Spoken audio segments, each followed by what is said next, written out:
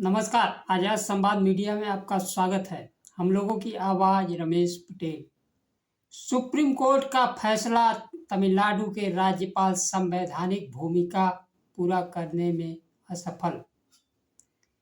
दूसरी खबर, पूर्व मुख्यमंत्री अखिलेश यादव ने मीडिया का किया बहिष्कार। समय के साथ खबर पाने के लिए चैनल को सब्सक्राइब करें। नमस्कार, खबर विस्तार से।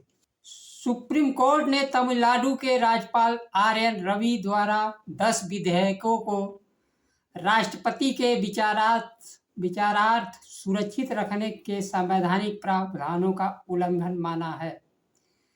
आपको याद होगा कि राज्यपाल रवि आईएएस अधिकारी रह चुके। एक आईएएस अधिकारी संविधान की रक्षा करने में विफल रहे।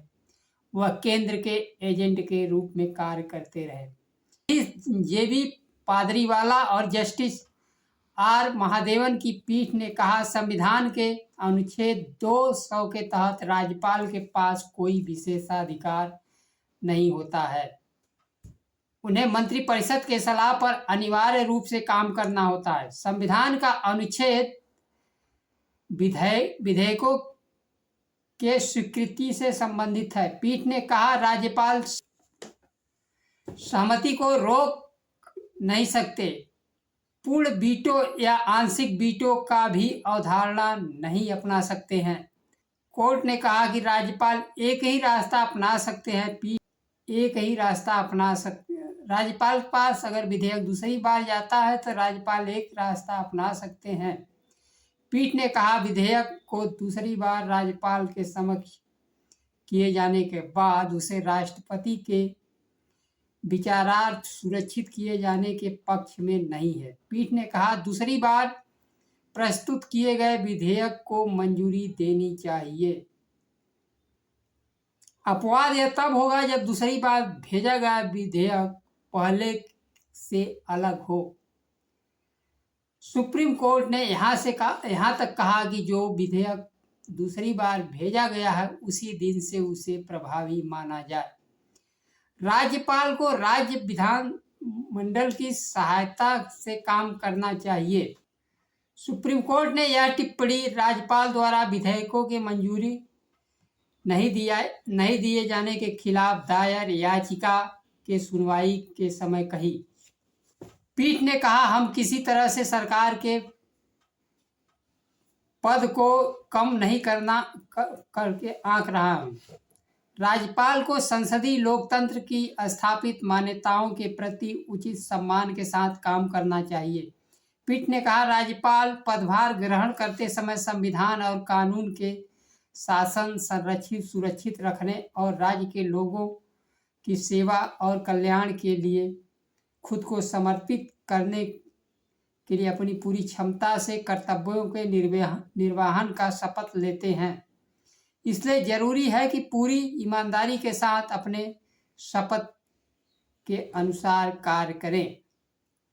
तमिलनाडु सरकार के लिए आज बड़ी जीत है। कोर्ट ने राज्यपाल आर.एन. रवि के 10 महत्वपूर्ण विधेयकों को मंजूरी देने से रोकने अवैध और मनमाना करार दिया। यह फैसला राज्य सरकार के लिए बड़ी राहत भरा है।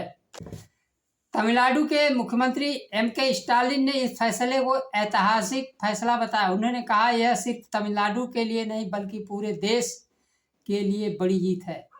इस फैसले से साबित हुआ कि राज्यों को अपनी स्वायत्तता और अधिकार मिलना चाहिए। डीएमके राज्य की स्वतंत्रता और संघीय व्यवस्था के लिए हमेशा संघर्ष करता रहेगा। केंद्र में जब से भारतीय जनता पार्टी की सरकार आई है, राजभवन को समानांतर सत्ता का केंद्र विपक्ष शासित राज्यों में स्थापित कर दिया गया है। ऐसा ही पंजाब, दिल्ली, बंगाल, तेलंगाना, महाराष्ट्र, जहाँ विपक्ष शासित राज्य है वहाँ राज्यपाल को सरकार के कामों को, गतिविधियों को ठप करने के लिए बैठाया गया है। महाराष्ट्र के मुद्दे पर उद्धव ठाकरे सरकार को लेकर सुप्रीम कोर्ट की टिप्पणी आई थी कि अगर वह इस्तीफा नहीं दिए होते तो उन्हें आज मुख्यमंत्री पद पर बहाल कर दिया जाता। राज्यपाल का निर्णय भेदभावपूर्ण था। भगत सिंह कोश्यारी उस समय महाराष्ट्र के राज्यपाल थे। दिल्ली के उपराज्यपाल भी दिल्ली सरकार के कामकाज में हस्तक्षेप करते थे और बंगाल के राज्यपाल वर्तमान उपराष्ट्रपति जगदीप धनखड़ थे, जो बंगाल सरकार के कामकाजों को लगाए हुए बैठे हुए थे। दिल्ली के उपराज्यपाल के कार्यों को केंद्र सरकार ने विधेयक लाकर प्रभावी बना दिया। शायद इसीलिए मुख्यमंत्री स्टालिन इस फैसले को पूरे देश के लिए बताया है।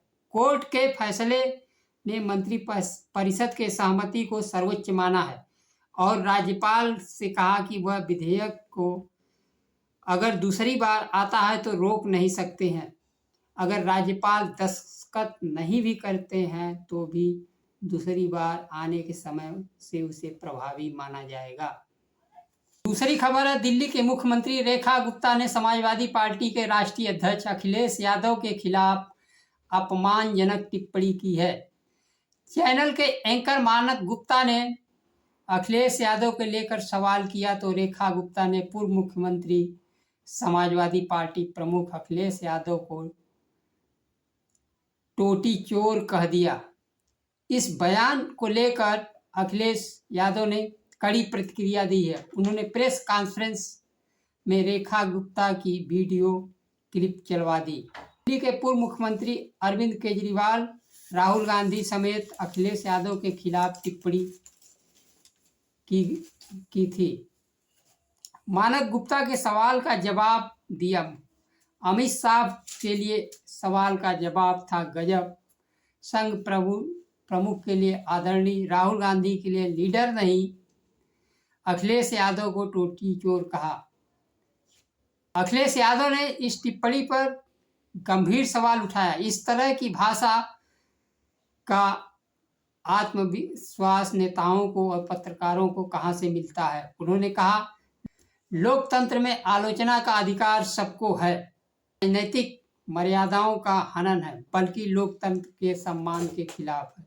समाजवादी प्रमुख ने बड़ा ऐलान करते हुए कहा, आज से न्यूज 24 चैनल पर समाजवादी पार्टी का कोई प्रवक्ता नहीं जाएगा। उन्होंने चैनल के एंकर मानक गुप्ता पर गंभीर आरोप लगाते हुए कहा कि मानक गुप्ता अपने स्वजाती मुख्यमंत्री के साथ बैठकर पिछड़े समाज को टोटी चोर बुलवाकर उनका मजाक उड़ाते रहे। उन लोगों को, पिछड़े समाज के लोगों के पानी पीने में भी दिक्कत है। न्यूज चैनल के बहिष्कार के साथ अखिलेश यादव ने दैनिक जागरण अखबार के बहिष्कार की घोषणा किया। उन्होंने अपने कार्यकर्ताओं से कहा, दैनिक जागरण और न्यूज 24 का पूर्ण बहिष्कार करने का अपील की। सपा प्रमुख ने मीडिया समूहों पर खुलकर हिंदुत्व का प्रचार और मुसलमानों के साथ साथ समाजवादी पार्टी की छवि और अपनी स्वयं की छवि खराब करने का आरोप लगाया। अखिलेश यादव का कदम उन ताकतों को जवाब है जो समाज को बांटने का काम कर रहे हैं। नफरत फैलाने वाले चैनल पीडीए दलित, पिछड़ा, अल्पसंख्यकों को शिक्षा, बेरोजगार और उनके दर्द को अपने समाचार चैनल में जगह नहीं देते हैं। जगह की बात छोड़े, ऐसे मीडिया समूह के दरवाजे पर पीडीए को नो एंट्री का बोर्ड लगा हुआ है। जो आपके दर्द को सुनने का तैयार नहीं है, वह पीडीए की बात क्या करेगा। उनका मुख्य रूप से एक काम है बहुजन नेताओं का चारित्रिक हनन। हिंदू मुसलमान, भारत पाकिस्तान कर भी शिक्षा रोजगार की चर्चा नहीं करते हैं। ऐसी मीडिया जो देश के जनता के आवाज न बन सके, देश के जनता के लिए तथा देश के लिए तथा जनता के लिए घातक है। ऐसे चैनलों का पूर्ण बहिष्कार करना चाहिए। यह समय विकल्प स्वयं खोज लेता है। नमस्कार। आज के लिए बस इतना ही। जय संविधान।